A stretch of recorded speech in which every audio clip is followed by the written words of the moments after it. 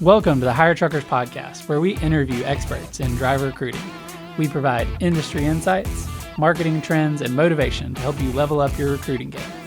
Welcome to the Hire Truckers Podcast. I'm your host, Lauren Craddock, and this is episode 50. So super excited about this one. And I have a special guest. Some of you may know her, some of you may not. But it is Lauren, my lovely wife and biggest supporter in this entrepreneurial journey.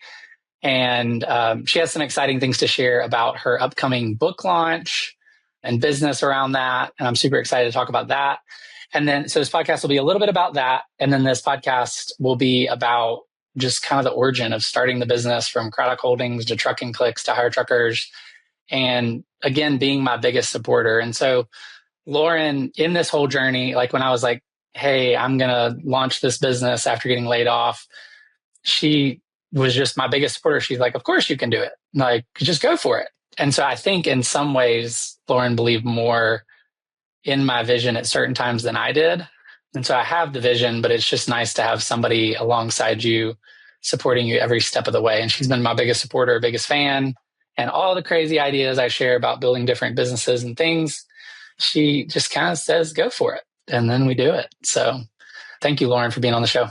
Yes, thank you for having me. I'm excited to be on the show. And so we've talked a lot on the show about my layoff being a catalyst for launching the business and building out Trucking Clicks and Hire Truckers. What were those early days like for you, Lauren? Just like, you want to take us back there? Yeah. So we were without kids at that point, living in Tuscaloosa. And I was teaching full time and you were working at a company, and we had both just finished grad school as well. So we were like full time, just living it up, full time work, full time, just finished full time school. And you were laid off, and we had just bought our first home ever. And so it definitely posed some challenges as far as financially. We had to figure out, okay, what does this look like now that we are down to just a teacher income?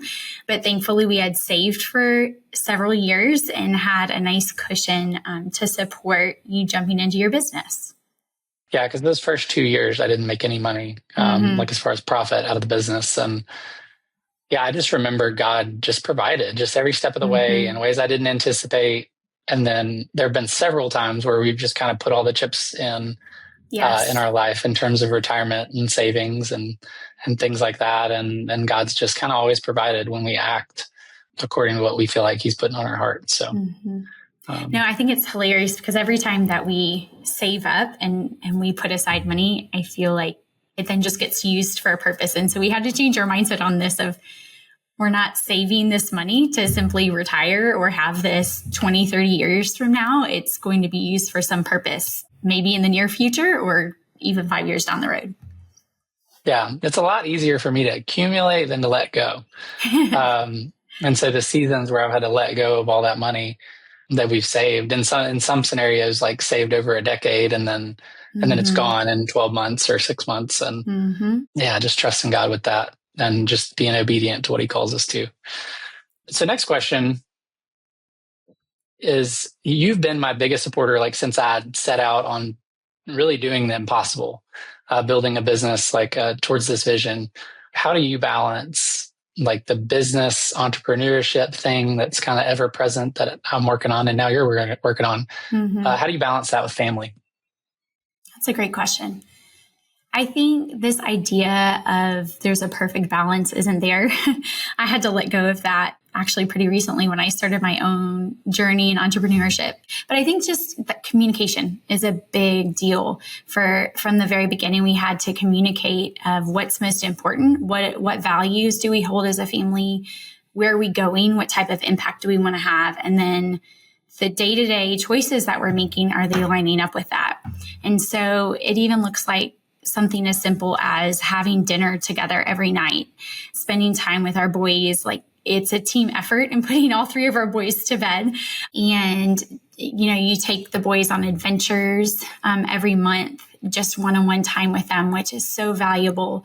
And then just, I have that cool opportunity to be able to do homeschool with the boys. As our oldest, he actually goes to pre-K a couple days a week, and then I homeschool on the other couple days with him. And it's just a neat opportunity for me to invest in them. And so just carving out intentional time, all that to say, like setting aside intentional time for family and setting a time for business, putting the phones away when we're with our boys, and just being all present. So your book, Own with Intention, is about to come out. I know you've teased that on social media. Yes. What inspired you to write Own with Intention? So I have known for a long time that I've wanted to write a book. I just didn't know what. And even growing up, my mom would speak into me, just telling me, oh, you're a great writer. You have such a way with words. And so I just clung to that from the very beginning as part of my gifts and my talents. And so fast forward a couple years ago, I felt prompted. So we're big faith people. And so felt prompted by God to write down our story of minimalism specifically, and how getting rid of clutter in our lives really freed up time and space and energy for us to be able to do all the business, entrepreneurial, travel that we wanted to be able to do. And so that's where the idea started. And so what's the core message of the book? Yeah. In our day and age, I feel like we live very cluttered, distracted, entertained lives. And so I really want to be able to equip people to let go of things and be able to intentionally choose what they want in their lives. And in the book, I share our story with that, as well as 20 practices that can help people walk this out in their own life. But really just helping encourage people, like, you can choose what's in your life. You can choose the stuff that's in your life. You can choose what you want your impact to look like. Yeah, so I was a little resistant to the getting rid of things because I'm a collector at heart. But it has been a really cool experience in that the more we've gotten rid of and just kept the things that are important and quit bringing in as many things to our house, the more, just time freedom I've had. And then that has spilled over into media consumption, like not watching the news, not watching a lot of TV or sports or things like that, just because we're on mission and living with intention. And so it's been a really cool evolution. That's really like when we moved to Alabama, we had two 27-foot U-Haul trucks just full of stuff. You mean moved from Alabama to Texas? Moved from Alabama. Yeah, when we moved from Alabama to Texas, we had two 27-foot U-Haul trucks. And when we moved a year later, we only had one. And so it's been cool just to see that evolution, and then not to miss the things. I thought when I got rid of the boxes of stuff or truckloads of stuff, because I don't know how many countless SUV fulls of stuff we've taken to Goodwill or given away. And I thought that I would miss all that stuff. And I don't even know what it all was. And that's kind of been the experience. And so it's allowed me to let go of more stuff over time and just be tied to impact rather than stuff. Because one thing I didn't realize, like with the cost of stuff, it's not just the dollar cost of the object or item, but it's how much does it cost to store it, to move it, to clean it, and the time. The time cost. Yeah, that's what I'm thinking. It's not just the physical cost, but the time cost. And so that's what I think Lauren's really going to do, is help a lot of people free up time. And it's our most precious resource. We all have the same amount of hours in the day. And so if you want to have more impact, you got to choose to do different things with your time. Yes. So, yeah. And I think it's easy to live on autopilot and just kind of go with the status quo. And so by leaning in and actually intentionally asking yourself, like, what do I actually need in my life? Like, what do I want in my life? How much of it do I need? You're really shaking things up, and it really has yielded lots of energy and dividends of time back to us. And I wouldn't go back. I'm like, let's get rid of more. What else can we get rid of? It's like shedding layers of an onion. And then I'm still a little more resistant. I know. To certain things. So speaking of, we mentioned like intentionality and you mentioned impact and faith and things like that. What kind of impact do you want our family and businesses, whether it's Hire Truckers, Trucking Clicks, Craddock Holdings, Own with Intention. Mm-hmm. What kind of impact do you want our family to have on the world? I'm thinking more specifically from my book, but I really want our family to impact millions, be able to help wake people up and for them to be able to intentionally choose in their life. And I keep going back to that word intention. It's in my book title, but it's what I'm all about of what are we doing here on earth? Like, what is your God-given purpose? And helping other people discover that potential and then actually physically live it out. And so, through our various companies and through podcasting and through my book and teaching and all of that, like, I really want people to go, okay, yeah, like I'm here for a purpose, and it's not to be on that autopilot. It's not just to sit back and be entertained. Like, I can have an impact on the world too. I can make a difference. And then for us, just our faith is important as well. And helping other people just see the joy that we have in Christ. Yeah. And for me, just shared vision of impacting millions. And then, that starts with one person at a time, looking at every person as a unique person designed by God and created in his image. And so with that, just with all our businesses, like when I'm building teams, like I want to help those people on our different teams to reach their goals, whatever those are, whether it's with our company or with another company. I try to make our vision big enough that we can have, their vision be within our vision. They're also oftentimes too, they end up doing something else and then empowering others, because that's really how you impact millions, is by influencing other people that influence, and that influence just multiplies. And so one thing John Maxwell says all the time is leadership is influence, nothing more, nothing less. And so, that's our goal, is just to impact and influence people towards their vision and even draw it out of them. It's one thing I'm passionate about, is just drawing out what is your vision. And then I'm known for challenging people that they have a vision. I'm like, okay, well, think 10 times bigger. Like, what would that look like? And so that's really what, and so we try to, cause I've been traveling, either Lauren and I, or I've been traveling, like I think 9 out of the last 10 weeks or something crazy like that. And like, I just got back yesterday and we're headed out of town again on Monday. And with that, I mean, there's sacrifice. And so we try to tell our kids too, like, why are we doing this? And we try to tie it back to, again, not money, but tie it to influence and impact. Like, what if our family can impact that many people? And then we also have a shared like nonprofit vision and mission with that too. So just tying it back to that. And as a family, we try to track impact, like how many people are we impacting? And being in marketing and data, I gotta track it and have a number. So we do that even on that front and try to celebrate it with our kids. So we have a lot going on right now. So 7, 8 month old, 2-year-old, 5-year-old, you teach. Yes. You are finalizing your book, coaching business. I'm working on multiple things, just made an acquisition, and so multiple things in parallel, and we're active in different leadership roles in different organizations, faith organizations, nonprofits, things like that. And that continues to multiply.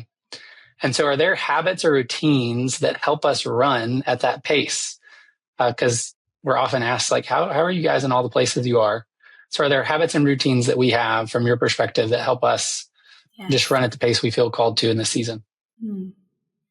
Absolutely. And I like to think it's happened over time. It's not an all of a sudden thing. Everything changed and we have these habits and we're able to do all these things. I think the consistency of implementing some of these habits I'm about to share have really opened us up to be able to run with the energy and the excellence that we've been doing in all of these things.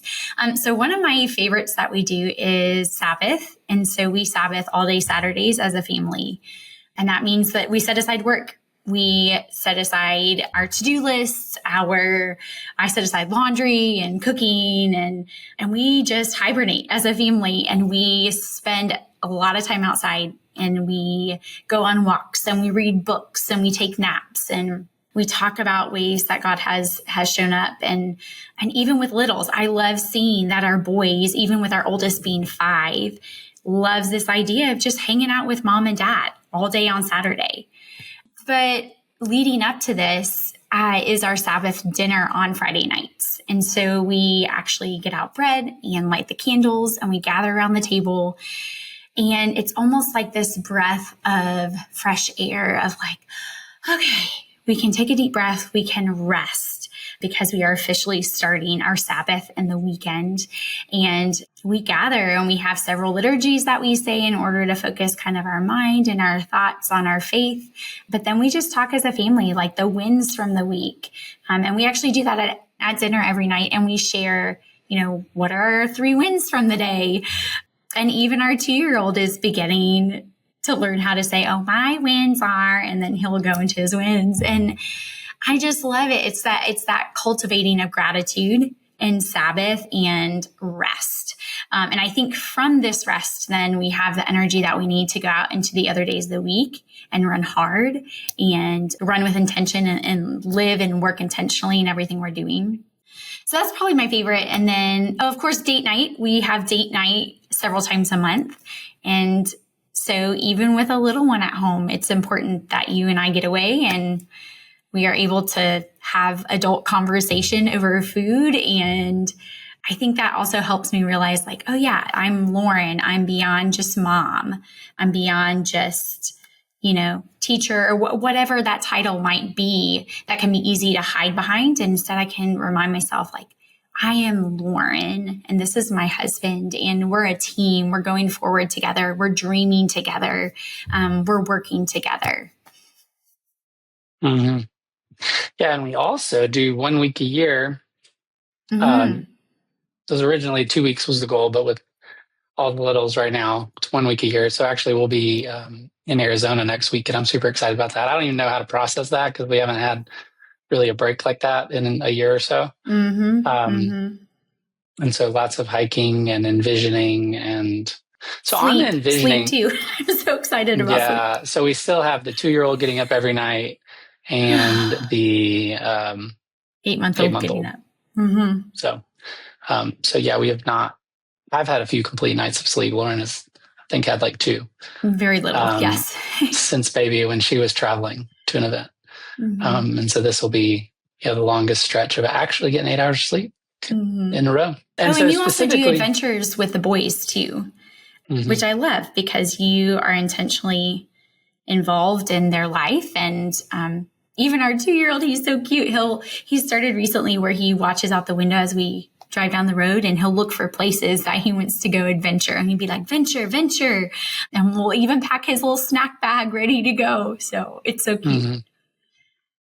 Yeah, example, this last week, I had my friend ChatGPT AI help me out and came up with an idea to go to a sculpture park. Mm-hmm. And so took our 2-year-old there and had a little adventure and had a snack. And then we ended up going over to the fire station and the fireman let him hold the hose and mm-hmm. showed him all the compartments of the truck and things like that. And yeah, really that was just several mentors I asked, like, what do you wish you had done differently, like mm-hmm. during the business growth journey? And almost all of them say spending more time with the people closest to them. And so, mm-hmm. Like, don't neglect your marriage. And if we don't do date night for 1 week, it's like clockwork. Like, we'll be out of sync. And yeah, and Lauren will be like, I don't know, like, everything's like, we're not connected. And like, it's true. I don't know you. And it, like, and I'm like, do you realize it's just because we haven't been on a date in 8 days? Yes. And so that rhythm, because chasing 3 littles and getting stuff around and all the different business ventures and leadership things we do, there's just like we might be in the same home and see each other, but not actually have an adult conversation.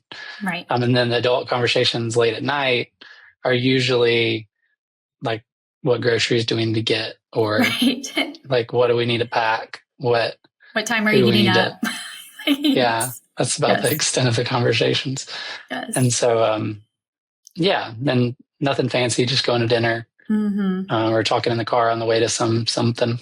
That's been amazing. Now let's take a minute to thank today's sponsor. Do you hire truck drivers in hard to fill areas, or do you need help creating efficiency in your recruiting department? You're not alone. With 50 plus years experience, Trucking Click specializes in data-driven strategies, industry-leading customer experience, and custom solutions that'll get you to your goal. Trucking Clicks is your go-to place for high-quality, direct leads at scale. Visit truckingclicks.com or call 512-982-0816 today. Looking over the years, like what's one piece of advice you would have for other couples that where one or both of the spouses are wanting to do something entrepreneurial? Like any advice? That's good. I would say a couple of different things. Number one, communication. I feel like any type of marriage book you read or class you go to or anything, they always talk about communication. But it is absolutely key for each person to be able to come to the table in a respectful manner and say, hey, like, these are my thoughts and dreams. This is the way I feel prompted to go forward. Like, what are your thoughts about it? What concerns do you have about it? What wants and needs does each person have, and kind of bringing it all to the table. And I think then through that communication process of coming up with an idea of, okay, well, what do we want our impact to look like? What do we want our vision to look like? What do we want this new business to look like? And within that, what rhythms do we want to continue to have, or do we want to cultivate going forward? Because I think if you just launch into that business and you don't have an idea together of your plan of where you're going, or, hey, I would really love if we could still do family dinner every night. That's something I'm so grateful. Like, you make it a priority to be home every night. And very occasionally there have been seasons where, you might have to work later. But I would say 95% of the time we do family dinner every night together. And I'm so grateful for that rhythm, but that's something we communicated early on. Like, we want family to be a priority. It is ultimately not about making money. It's not about making a name for ourselves. It's not about any of that. And we want to make sure that we're focused on the right things. And then I think number two is just continuing to come back to that shared idea and vision, because over time that can change. And I think, I'm just even thinking about our own business journey. It's changed over time. There have definitely been some consistencies, but just for both of us to show up and say, hey, in this season, I'm probably going to have to travel more. Like, what are your thoughts about that? Lauren, what do you need during this time in order to feel supported when I'm gone? And so it's just coming together as a team and realizing that it's not me versus the business. It's all of us together going in the same direction and that same calling forward. Well, a lot of this, like kind of a catalyst point, was when we moved to Austin. Mm-hmm. And so, which I think I've shared this story on the podcast, I'm not sure, but long story short, we prayed about it. I felt like God was clearly saying, like, make a change, which turned into move somewhere. Mm-hmm. And then within less than 60 days, we were in Austin, and everything changed, like jobs, places, connections, friends, relationships. Everything, like in a less than 60-day period. And so that was 3.5 years ago. Mm-hmm. And so what's one cool thing, like door that's opened, just kind of as a result of taking that action and making that move? Absolutely. There have been so many neat opportunities that have arisen coming to Austin, and just different relationships. And one of the coolest probably is that we were asked to be part of a mastermind group. And I met a great friend named Catherine Gordon, and she's amazing, is a powerhouse woman. And long story short, she and her husband, John, are publishing my book. And so it's just cool the way all of that lined up and those relationships came together. Yeah, it's just been neat. It's been story after story, I feel like, since we've moved here to Austin, of just how God's opened doors and just shown us those next steps. And I think part of it is that we were open, that we were willing to try the next steps. And he's continued to just pave the way, I feel like. And you've had so many of those stories too. Every week. Mm-hmm. It's wild. It is. Yeah, it's just being obedient and taking action, and then you don't even know what the next door is that's going to open, and it opens. And one thing we've done in the business is like we pray like that we'll pick up the right clients. We started this, I think, 6 months into the business, so 6 or so years, where every single day, at least one or two of us, every single Monday, at a minimum of two of us, and sometimes more on the team, just pray that God will open doors with the right clients and close doors with the wrong clients. And we kind of have that philosophy just as the couple too, like open relationships like that we should have in the season, and then close doors that we don't. And sometimes I get frustrated at doors he might close in the short term, but then I'll look back on it a couple of years later or 6 months later, and I'm like, oh, that was so that this could happen and this opportunity could happen. And exactly. But there's no substitute just from just action and kind of just to circle back around to the beginning, like the layoff. Like what I communicated to Lauren is like, hey, I'm going to give this 2 years. Like no matter what, even if we go to zero or negative, put stuff on credit cards, like we're going to go all in, and then I've just got to give it at least 2 years. And that's, and then, 2 years turned into 6, 7 years. And then same thing with the podcast, which is kind of cool that today is episode 50. And so coming up on 52. And since we're bi-weekly, that if you do the math, that's 2 years of just doing the Hire Truckers podcast too. And so, and then we're launching, other podcasts. Lauren's launching one with her brand, and I'm launching another one with a recent acquisition that I made. And so, it's just cool, the journey. And Lauren, just, I have to say that just specifically, thank you for supporting me in my crazy antics and vision. And it's been fun to see you start envisioning as well, because that was more of a Erin trait when we got married than a Lauren trait. And so I'm actually excited about this next week where we get to go through and really ask some deep questions and be like, what do we want the next 3 years to look like? And so, just live life by design and live with intention. Yes. And own things with intention. Yes. Exactly. So as we kind of wrap up the show, Lauren, is there any other just parting advice for the audience or something you want to share that we didn't get into? I would just encourage those couples that are thinking about entrepreneurship, or honestly, just couples in general, to look at each other not as each other's enemy or as you're against someone else, but think of your spouse as someone that you can pull together with. And then communicate the design that you want your life to look like, and be specific with it. And that's one thing I've really appreciated about our relationship is and that I've learned from you even, Erin, of envisioning, like, what do I want this to look like? Or what could it look like? And it might look very different than 90% of the people around me. And then just leaning in and praying and asking the Lord, okay, like, what's that next step? But just envisioning and taking action, because we don't have it all figured out. And we're literally just taking it a step at a time and just hoping to be able to impact other people and encourage other people along the way. Awesome.